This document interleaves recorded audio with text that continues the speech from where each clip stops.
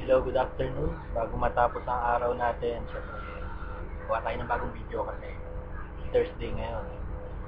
Okay, bago ako mag-umpisa, binabati ko muna yung mga tambay ng vape ni UAE. Okay, ang pinaka-latest na post dito, yung kay Christian Cometa. Binabati ko yan.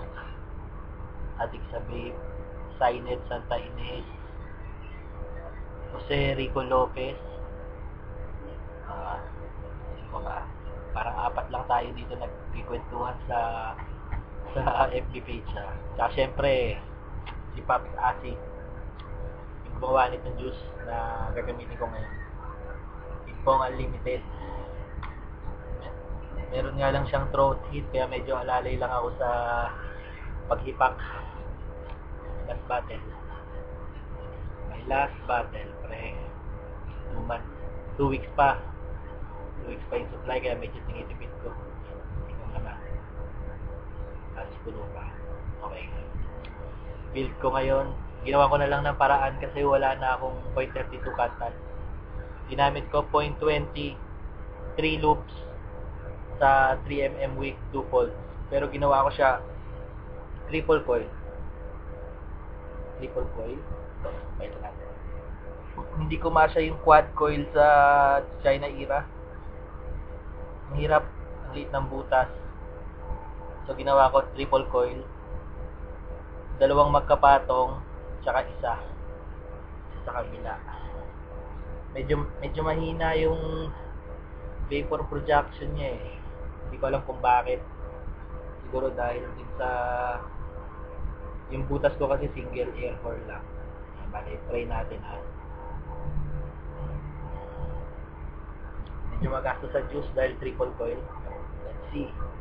Bali, kanina ko pa ito hinihipang umaga yung battery ko. Di pa ako nag-charge. So, pagkagamin na lang.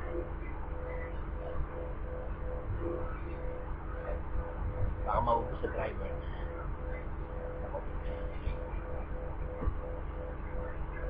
Pasensyahan nyo na mahina. Para mas malakas pa yung single coil ko eh. Pero dahil 0.20 lang ang gamit ko, pwede na. Pwede na sa 0.20. Okay. China Era, gamit ang pinakamahal kong drip tip. China Era drip tip. Original. Original China Era drip tip yan. Hindi ka magkakaroon yan pag hindi ka bumili ng China Era. Rare. Tapos meron ako nabalitaan, pinagpalit yung CBDT sa China Era drip tip. So, astig ka. Right. Natin.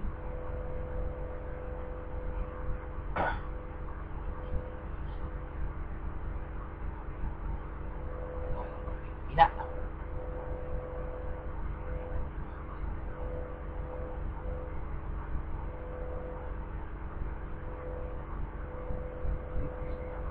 Parang single coil lang na 4 loops.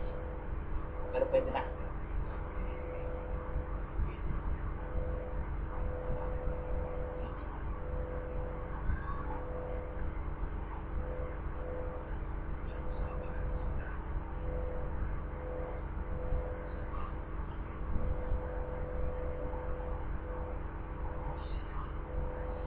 Pwede nang pagtsagaan ng 0.20.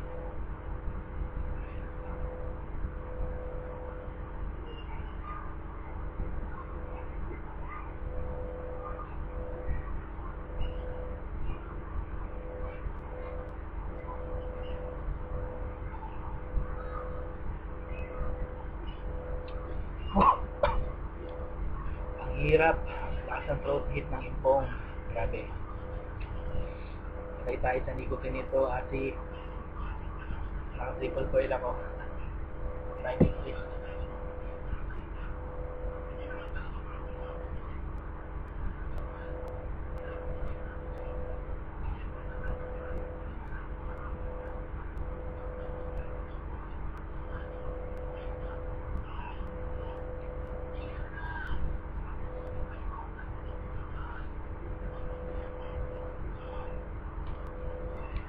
Bali, chinek ko siya kanina, parang lumalabas 0.6 ohms.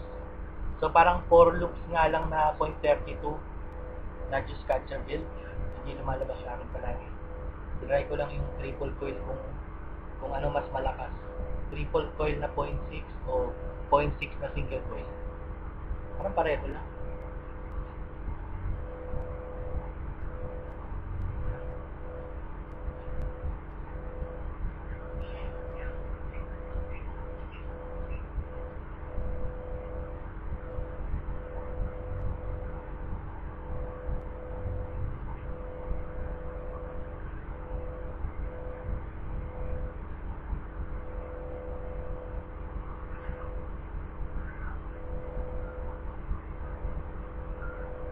Okay.